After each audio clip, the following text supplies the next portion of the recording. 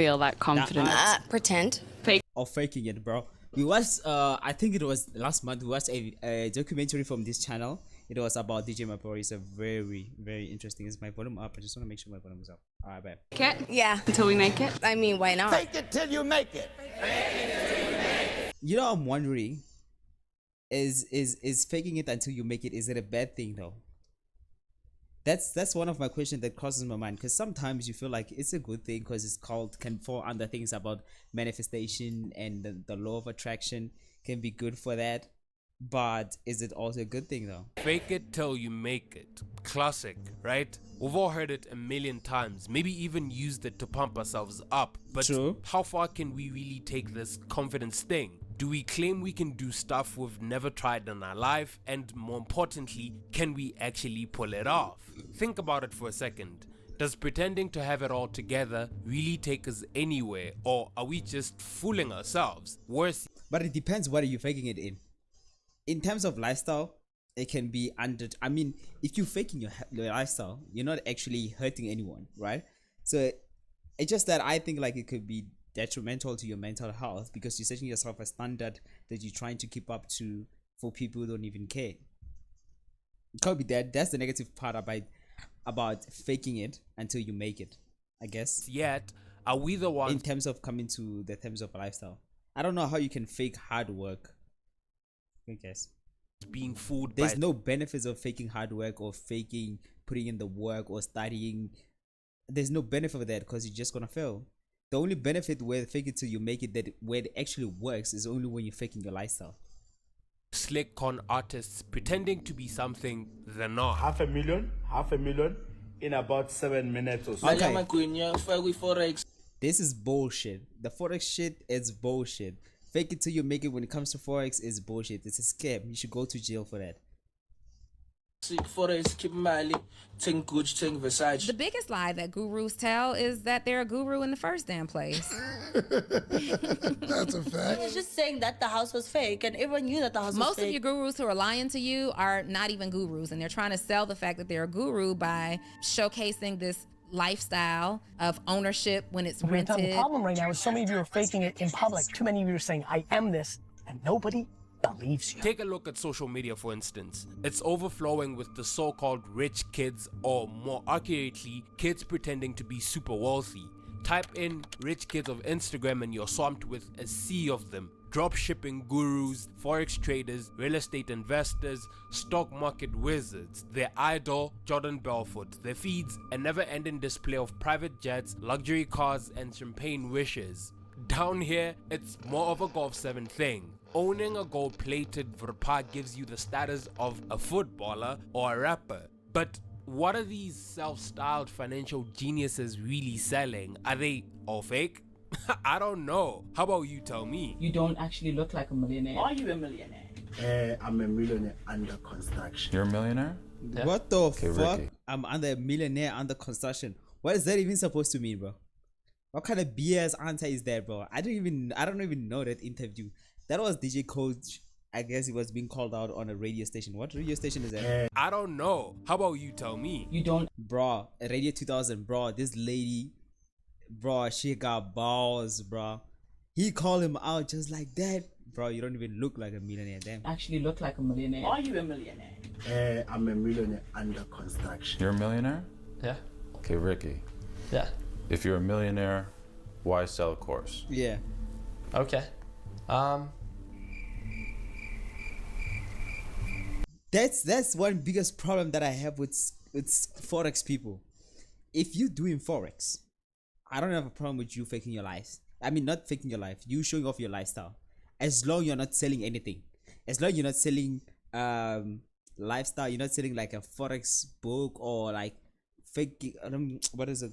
Signals, I think Signals course, or selling a course, or promoting a broker. It's just you're doing Forex, or you're teaching people for free. You're not selling anything. Then my G, you have all my respect. Then you're not a scam. Anytime I see someone flexing as a Forex trader and selling something, immediately it's a scam for me. I don't care. It's a scam, bro. Bottom line, we're all a little It's a skeptical scam, of bro. this whole fake it till you make it thing. To me, it feels like a shaky strategy built on half-truths, lies, and well, straight up deception. So I decided to dig a little deeper, and trust me, it's a rabbit hole. If you feel like you're an imposter, you probably are. Nobody with actual money is pulling out cash like that and flaunting it. If somebody is teaching you how to make money online and they're flaunting cash, they're full of shit. Fake it till you make it, baby. You see, the idea of faking it to the top isn't necessarily a novelty. It's been around for centuries. One extremely clear example in history is the story of Muhammad Ali. If you don't know who that is, my apologies, but he's arguably the greatest boxer of all time. How did he fake it to make it? Right before being declared heavyweight champion of the world on February 26, 1964. This is some bullshit example, and I already know my counter argument to what he's saying right now, but I'm gonna continue. He said he's using Muhammad Ali as fake it as make it, and that's so incorrect. Interview, to be a great champion, you must believe that you're the best. If you're not, pretend you are. I mean, this guy went on to beat Sonny Liston in one of the greatest upsets in fighting history. Let me point something out. He said that before he won the title. Now, you might tell me that his story is incredible, and I'll agree for the most part, but his isn't necessarily extraordinary. You hear stories of people who got their jobs by falsifying details on their resumes or... Bro, Muhammad Ali is not faking it to make it. That's self-belief. That's not right there. It's self-belief. And remember, he's in the business of boxing, where you need to get people's attention so you can make the most money. If you're a good boxer and you don't know how to sell a fight, people are not gonna watch, and you're not gonna make money, so no one cares. No one's gonna watch your fight. What? Muhammad Ali was putting in the work. We would only put Muhammad Ali in faking as until make it if he actually didn't win the fights. He was just pretending to be the greatest fighter, and then he continued losing his fights. Then that would be faking it till you make it, because he would still make money, but he would still lose the fight. But Muhammad Ali was putting in the work, and he was confident in the work he was putting in training, that he would go out there and express his self-belief in how he wins fights and stuff like that, and sell the fight. Or claiming in interviews that they had vast experiences in areas where they had none. Simple pretense is a finesse to boast and live off. As the jargon on social media goes, it's really not that deep. We tailor our identities online and put idealized versions of ourselves. So why can't we do the same in real life too? Take Anna Delvey for instance, socialite 10 scammer. It's 2013, New York City, the Big Apple. A Russian-born wolf is strutting around in American designer clothing. You're probably wondering what I mean. Allow me to elaborate. Born Anna Sorokin, she comes from a middle-class family, moves to Germany at a young age, and later heads to London, where she creates a false identity as Anna Delvey while working for a French fashion magazine, Purple. But it's not until she arrives in New York City that Anna truly makes her mark. The girl shows up with big dreams, and I mean big dreams, not the kind you actually work hard to achieve, and a seemingly endless supply of money. She parades herself as a wealthy German heiress, infiltrating the inner circles of the city's biggest socialites. She claims to have a serious financial backing, throwing around a make-believe net worth of $67 million US. Damn. Wouldn't you be so too? Damn. This charade opens doors to exclusive parties and events where she rubs shoulders with the elite, including the real Anna Wintour and Martin Shkreli. Way to go, Russian fraud. Still in the Big Apple, she cons countless people, hotels and banks alike, often using invalid credit cards or fake bank statements to create the illusion of wealth. A heiress with some gut. Why are they refusing to put the bags in the car? What the fuck? Sounds made up, right? More like a movie plot, except this is her actual life. She scams friends into funding her luxurious hotel stays, shopping sprees, and even vacations, under the guise that she'll reimburse them later. She defrauds banks, taking loans while claiming her fictional assets were tied up overseas, or in her case, in a bubble. For 2 years straight, this con artist continues living her lavish life until her web of lies begins to unravel. She bounces from hotel to hotel, leaving a trail of unpaid bills, and her failure to cover a Moroccan first-class trip finally gives her away. People start questioning her, and boy oh boy does it come pouring down on Anna. Her carefully crafted facade crumbles and her schemes are exposed. The almost socialite is arrested and charged with multiple counts of fraud, theft and larceny. Can you imagine cuffs on a Harris? No, wait, I mean police cuffs. How do you even use the two in the same sentence? But wait, this is Anna we're talking about. How do we get oh, to and South by the African way, people, her bro? real name. I saw Ghost Hlubi on the cover, bro. Okay, I get that, Anna. What?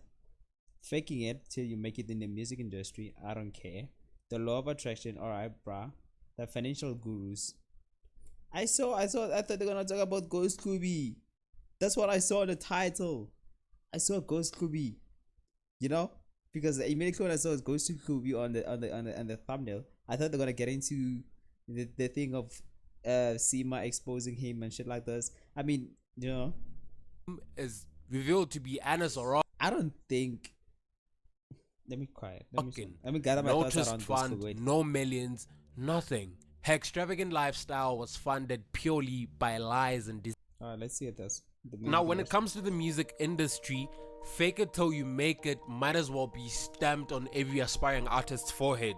Don't get me wrong, I'm not saying you should be an Instagram. You must not be a good manifester. Let's be real though, if you can manifest your way to Bali, it's probably less about your manifestation skills and more about how much privilege you've got. I mean, most of us can't just close our eyes and squint and wake up on a tropical beach by sheer force of will. The part that feels a little too whoa for me is when people genuinely believe that closing your eyes and holding the right crystal and chanting something will suddenly lend them a mention. Well, it doesn't quite work that way. don't say that in front of the girls. They're gonna tell you shit. Girls, they believe in so much about manifestation, bro. They would I mean, they can manifest. I mean, if you're beautiful, yeah, you can just manifest it. You can post on your story and be like, on Instagram and be like, I want to go to Cape Town. There's gonna be a guy who's gonna take you to Cape Town, as long as you give them bums, of course. You know what I'm saying? I guess it works for guys, so we don't get to talk shit about girls. I guess it works. The manifestation works for girls. I don't think I'm gonna finish this video, but the introduction and everything is interesting. I thought they're gonna get into Ghost Hlubi. I guess not. The introduction and everything, I fucking love it. Just that they're talking about things I don't care. Yeah? The law of attraction, financial gurus, and what. Who's that? I saw. Oh, nah, they're still showing the things, the hip hop and everything like that. Whoa, they still Ghost Hlubi. Yeah. Let's see. Introduce you to the wolves of Wall Street. Sorry, scratch that. I mean, wolves of Instagram. You've heard the wolf of Instagram. Bro, scammer. I know this guy. I'm not so sure, but he makes most of his money. DJ Coach, he makes most of his money from his what you call, the first amount of money that he made from it was he was selling something. I used to see it all the time on Facebook. It was called the 5-minute strategy or something like that. After that, he started making more money from his broker. They're not actually making money from actually like trading. I don't know if he's selling courses. These guys, I've saw multiple videos of them getting exposed. I think they're called the brothers. What? Forex brothers, something like that. Of Jordan Belfort, right? The original Wolf of Wall Street, a penny stock hustler turned convicted fraudster, famously portrayed by Leonardo DiCaprio. His biopic was somewhat of a cautionary tale, or at least it was supposed to be a warning against the pitfalls of greed, but somehow, instead of running from it, young millennials took notes. They saw it as a blueprint on how to escape the 9-to-5 grind. Fast forward to today, and the world is swarming with stocky 21-year-olds. Well, I'll say this. I have, I don't have much great, following and stuff like that, but I have friends who have friends with some of the influencers in the industry, and I get to hang out with them sometimes, not much, but I used to in the past a lot. I used to hang out with some of these influencers, especially like TikTokers most of the time. Not much of YouTubers, but most TikTokers. I will tell you right now, bro. Especially the ones that post the fancy stuff, they are so broke, bro. They are so, I'm not saying broke as if like they just spend too much of the money that they're making from their content to sustain this lifestyle picture that they created. So if they actually lower down their expenses, they can live more of a good life, but unfortunately it won't be leveraged. My problem with that is that as a girl, I don't care if you do that, but as a guy, is that especially doing it in terms of you want to get chicks, is the problem when chicks are going to start speaking shit about you, because you're creating yourself such a standard. When girls come to you, they expect that kind of standard, and if you can't live up to it, that you present yourself on social media, and then they're going to start talking shit about you and exposing you and shit like this. So there's been many instances where you find out girls are talking shit about some of the influences in the in South Africa when they create themselves this kind of lifestyle. Forex and they can't traders, live up to it. drop shippers, and entrepreneurs flaunting their so-called wealth all over social media, essentially, right? These guys want you to believe they're stock market wizards, and with thousands of young hopeful followers drooling over their posts, cause why not? The posts honestly feel like comedy sketches at this point, cause what? Half a million in about 7 minutes or so. Mali amagwinya ufaka forex keep mali ting Gucci ting Versace. It's an endless parade of designer clothes, luxury cars, and VIP lounges designed to sell a dream of effortless wealth. It's all pretty funny until you realize that people are actually buying into this. For a lot of young people, yeah, especially those from places like Deep Sloot, Dog, or underprivileged neighborhoods all over the continent, these forex traders have reached celebrity status on par with rappers and footballers. It's truly wild to watch. You see this kid from the same streets as you now pulling up in a Golf 7. Forget the Golf 7, it's a small boy's toy. A Ferrari even. Now, the idea that if he can do it, so can I sets in. And just like that, you've got thousands of gullible people, mostly not very well read people, ready to head over their hard-earned cash. Now, this whole shebang gets a little shady. These wolves take a page from the Belfort playbook and spin it into a slick social. Okay, fuck this. I thought they were gonna talk about actually. I mean, it's an interesting video. They're gonna talk about. I thought he was gonna expose some of the influences. I guess he doesn't want to step on the wrong foot of other people, I guess.